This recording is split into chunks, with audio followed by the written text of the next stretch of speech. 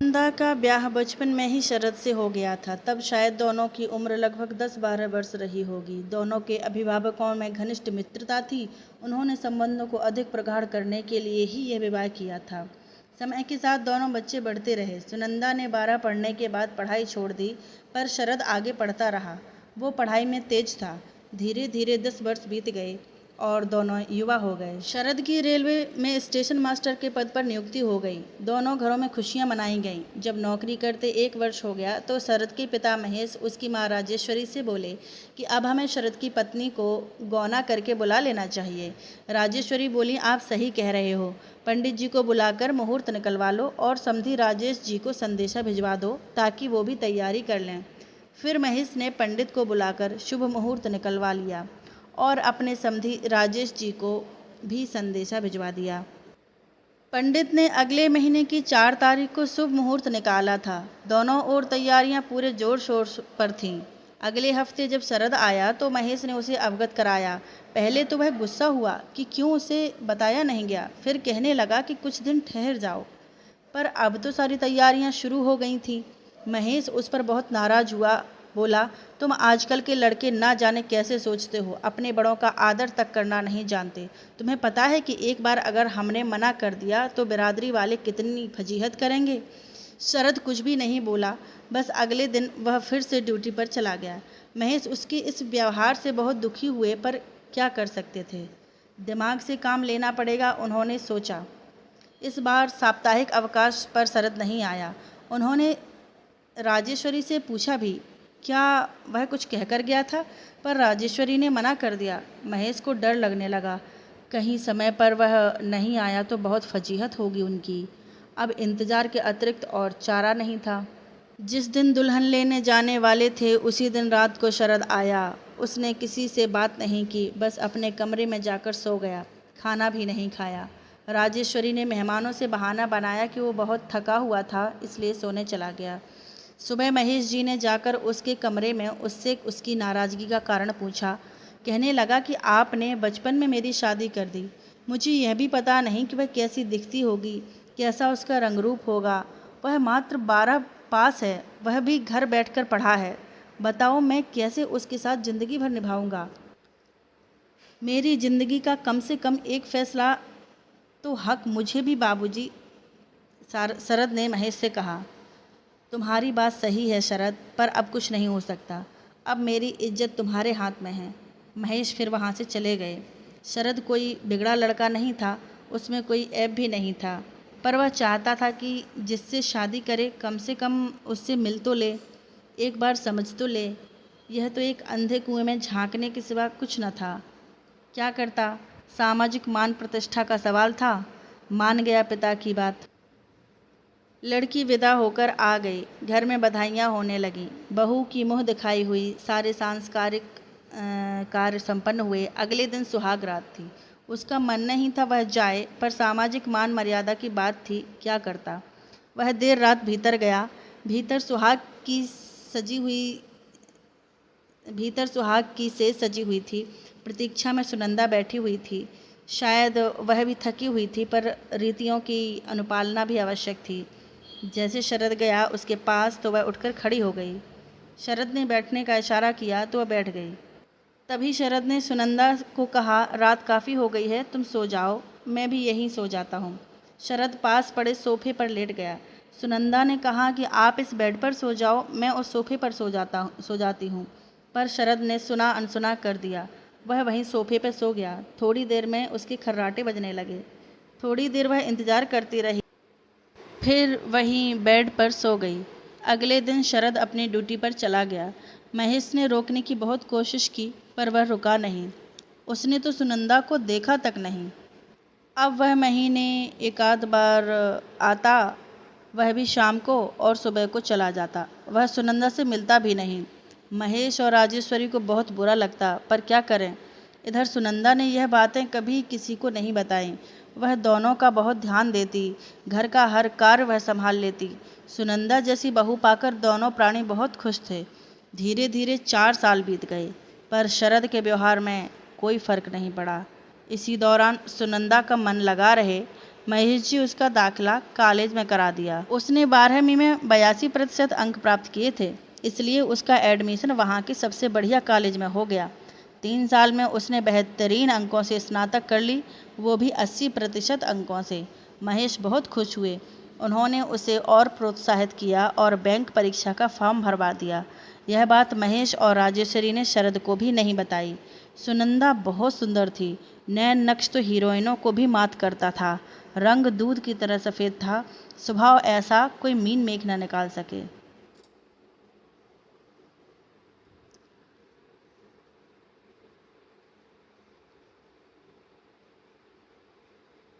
उसने बैंक की परीक्षा दी। कुछ दिन बाद जब परिणाम निकला तो पता चला कि वह पास हो गई। उसी शहर के स्टेट बैंक में उसकी नियुक्ति हो गई। रोज़ सुबह 5 बजे उठना, घर के सारे काम करके वह ड्यूटी पर चली जाती, फिर शाम को वापस आकर घर के सारे काम निपटाती। इधर शरद का चक्कर उसी ऑफिस में काम करने वाली जया से हो गया। अब वह 2-2 महीने तक ना आता। अपनी तनख्वाह का एक बड़ा हिस्सा वह जया पर खर्च करने लगा। यूं समझ लो जया का यह प्रोफेशन था कि जया एक दिन शाम को शरद को तेज बुखार हो गया। शरद जैसे ना जाने कितने के पास और पुरुष मित्र तो बोले, आपको मलेरिया हो गया है, आपको एडमिट करना पड़ेगा। आप अपने किसी परिचित को बुला लें, कम से कम 3-4 दिन आपको भर्ती रहना पड़ेगा। शरद ने जया को फ़ोन लगाकर सारी स्थिति बताई। उधर से वह बोली, मैं किसी काम में बहुत बिजी हूँ, देर रात तक आ सकूँगी। फिर शरद ने अपने बॉस को फ़ोन कर वस्तुस्थिति से अवगत कराया। वो बोले, चिंता नहीं करना, आप एडमिट हो जाएं, मैं संभव व्यवस्था करता हूँ। शरद भर्ती हो गया। रात को 8 बजे बॉस अपने परिवार के साथ आ गए। साथ में खाना और फल लेकर आए थे। बोले, मैं कल भी आऊँगा, पर मैं चाहता हूँ कि तुम अपने परिवार को सूचित कर दो। फिर वो अपने घर चले गए। उनके लाए खाने में से कुछ खाया और कुछ वापस टिफ़िन में बंद करके रख दिया। कुछ खाने को मन नहीं कर रहा था। देर रात को लगभग 11 बजे जया ऑफिस के एक व्यक्ति के साथ आई। कुछ देर बैठी रही, फिर उठकर चली गई। जाते समय कुछ बोलकर भी नहीं गई। शरद को अच्छा तो नहीं लगा, पर वह कर भी क्या सकता था। अगले दिन बॉस सुबह 8 बजे आए। अपने साथ ताज़ा बना हुआ खाना लाए थे। जाते समय बोल के गए कि कोई ज़रूरत हो तो मुझे बेझिझक फ़ोन कर देना। तबीयत ज़्यादा खराब लग रही थी। बॉस द्वारा लाया गया खाना शरद ने थोड़ा सा खाया, बाकी वापस टिफ़िन में बंद कर दिया। वह सोच रहा था कि जया रात को बिजी रही होगी, आज ज़रूर आएगी। शाम तक उसने इंतज़ार किया, पर जया नहीं आई। 3 दिन बीत गए। शरद की हालत में कोई सुधार नहीं हो रहा था। डॉक्टर खुद हैरान था कि इतनी बढ़िया दवाइयाँ देने के बाद भी हालत में सुधार क्यों नहीं हो रहा है। उसने आकर शरद से कहा, आप अपने परिवार को बुला लो, आपकी हालत में सुधार नहीं हो रहा। आखिर हार कर उसने अपने घर फ़ोन लगाया तो उसकी माँ ने फ़ोन उठाया। उधर से माँ ने हेलो हेलो करके पूछा, कौन? शरद ने कांपती आवाज़ में कहा, माँ मैं शरद। उसकी कांपती आवाज़ सुनकर बोली, क्या हुआ बेटे? माँ की आवाज़ सुनकर शरद रोने लगा। बोला, माँ मेरी तबीयत काफ़ी ख़राब है, आप जल्दी चली आओ। राजेश्वरी घबरा तो गई, पर खुद को संभालते हुए बोली, चिंता मत कर, हम अभी निकलते हैं। राजेश्वरी ने तुरंत महेश को आवाज़ दी। उस समय वो सो रहे थे। बोले, क्या हुआ राजेश्वरी?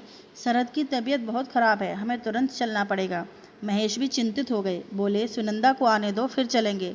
जैसे सुनंदा आई उसे सारी बात बता दी। वह ज़्यादा घबरा गई, रुआंसी हो बोली, चलो अभी निकलते हैं, बस मैं कुछ कपड़े रख लेती हूँ बस।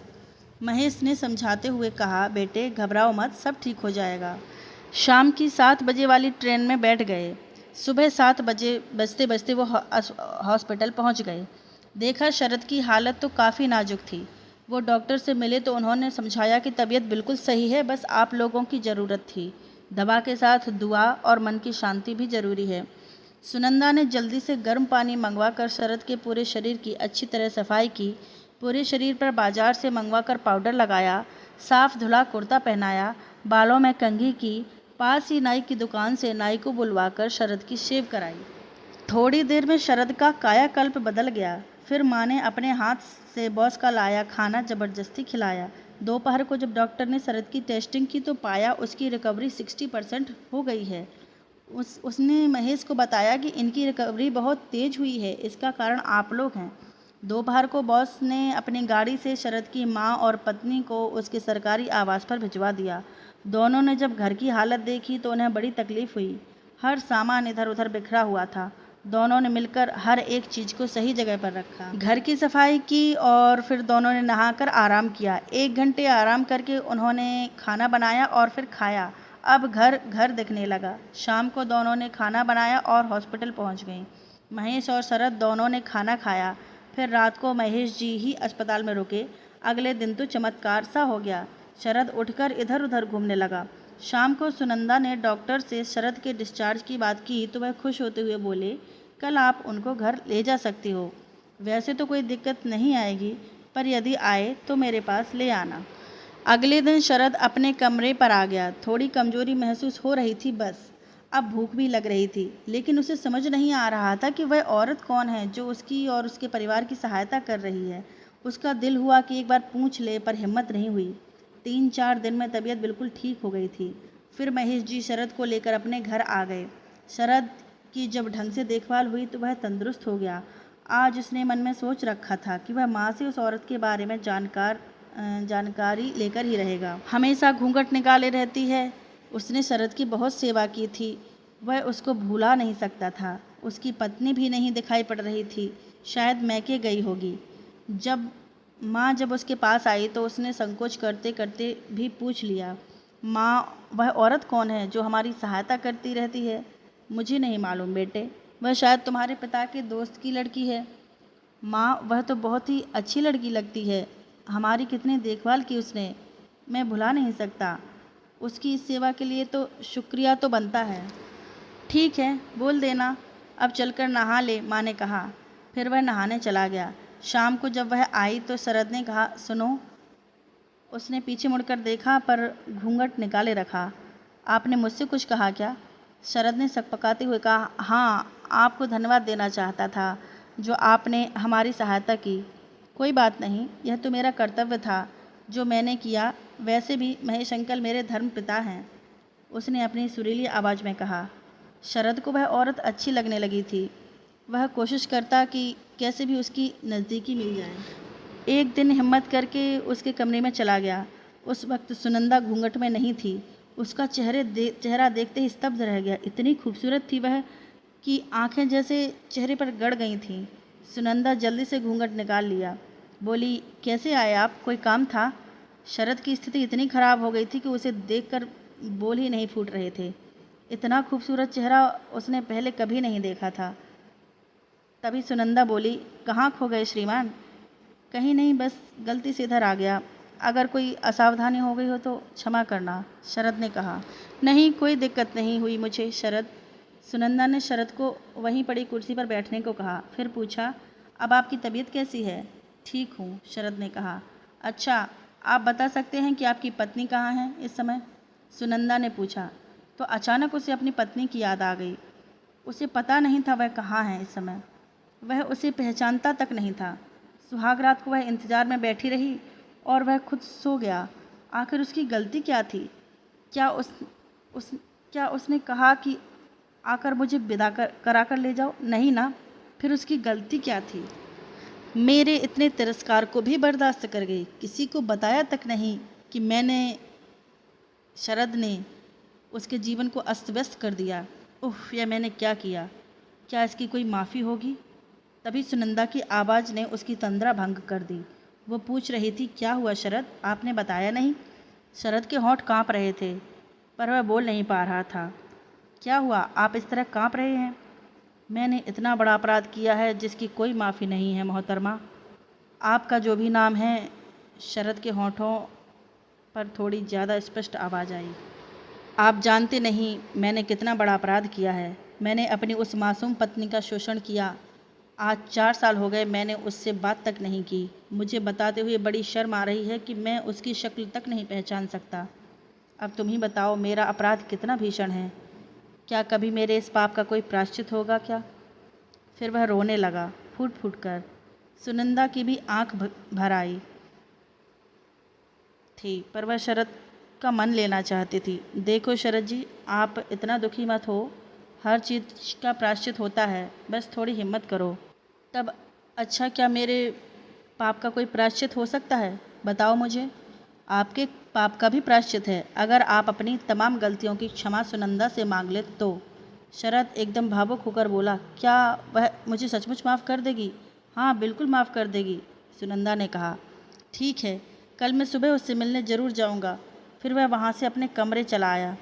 आज शरद ने सोच लिया था कि वह कल सुबह ही अपने ससुराल जाएगा सुनंदा को लेने। फिर वह सो गया। शायद यही फैसले ने मन को शांत कर दिया था। उधर सुनंदा ने महेश से बात कर रात की गाड़ी से अपने मायके निकल गई। उसे विश्वास था कि कल शरद निश्चित ही उसके मायके जाएगा। अगर वह ना मिली तो वह पता नहीं क्या कर बैठे। फिर अगले दिन शरद अपने ससुराल को रवाना हो गया। माँ ने पूछा भी, कहाँ जा रहे हो इतनी सुबह, जबकि वह जानती थी। शरद ने कहा, माँ, मेरा एक प्रायश्चित अभी बाकी है। मैं आज उसी प्रायश्चित को पूरा करने जा रहा हूँ। यदि मैंने यह प्रायश्चित पूरा नहीं किया तो मेरे जीवन का कोई अर्थ नहीं रह जाएगा। फिर वह रुका नहीं। दोपहर 12 बजते बजते अपनी ससुराल पहुँच गया। जैसे वह ससुराल पहुंचा, घर में खुशी का माहौल व्याप्त हो गया। शरद का आदर सत्कार होने लगा, पर उसकी आंखें किसी और की तलाश में थीं। कुंवर साहब, आज आप पूरे 5 साल बाद आए। ऐसी हमसे क्या नाराज़गी हो गई थी? मैंने सुनंदा से बहुत बार पूछा। वह कहती थी कि आप नौकरी में व्यस्त हो, इसलिए आना नहीं हो पाया। राजेश जी ने शिकायत की। नहीं पिताजी, उसने अपने आप से झूठ बोला था। वास्तविकता कुछ और थी, शरद ने धीरे से कहा। लेकिन सुनंदा ने आखिर झूठ क्यों बोला? राजेश जी ने अचरज भरे स्वर में कहा। इसलिए कहा कि वह मेरे परिवार की मान प्रतिष्ठा को बचाना चाहती थी। फिर शरद ने हर वह बात बता दी जो पिछले 5 सालों में उसने की थी और सुनंदा ने झेली थी। शरद की आंखों में आंसू भर आए थे और गला रूंधने लगा था। आज आपके दरवाजे पर मैं प्रायश्चित करने आया हूँ और अपने उन तमाम गुनाहों की माफ़ी मांगने आया हूँ जिनकी क्षमा मुझे नहीं मिलनी चाहिए। मैं आपसे अनुरोध करता हूँ कि एक बार मुझे उससे मिलवा दो बस। मैं अपने सारे गुनाहों की माफ़ी मांग लूँगा। ज़बरदस्ती नहीं। यदि वो मुझे माफ़ करके मेरे साथ चलना चाहेगी तो मैं समझूंगा कि मेरे जीवन को जीने का मुझे अधिकार मिल गया, शरद ने कहा। राजेश ने अपनी पत्नी को इशारा किया कि शरद को सुनंदा से मिला दे। जब शरद सुनंदा के पास पहुंचा तो उसने अपनी निगाहें नीची कर रखी थी। उसकी हिम्मत नहीं थी कि वह उससे निगाहें मिला पाए। तभी सुनंदा की आवाज़ आई, निगाहें ऊपर कर लें आप। सुबह का भूला यदि शाम को घर आ जाए तो उसे भूला नहीं कहते। आवाज़ जानी पहचानी लगी शरद को। यह आवाज़ तो उसने कहीं सुनी है, पर कहाँ याद नहीं आ रहा था। उसने आवाज़ की ओर निगाह उठाकर देखा तो वह सन्न रह गया। अरे, यह तो वही सुंदरी है जिसे मैंने अपने घर देखा था। आप शरद की आवाज़ हड़बड़ा उठी थी। हाँ, मैं ही सुनंदा हूँ, तुम्हारी पत्नी, सुनंदा ने कहा। अब शरद को लगा कि यह उससे कैसे हो गया। यह इतनी सुंदर थी और मैं जाने क्या सोच रहा था। उफ, यह मैंने क्या कर डाला था। फिर शरद ने दौड़कर सुनंदा के पांव पकड़ने चाहे, पर सुनंदा ने उसे बीच में थाम लिया। बोली, यह आप क्या करने जा रहे थे? मेरा पांव छूकर मुझे पाप का भागी बना रहे थे? फिर उसने शरद को अपनी बाहों में भर लिया। शरद को लगा जैसे वह पिघलता जा रहा है।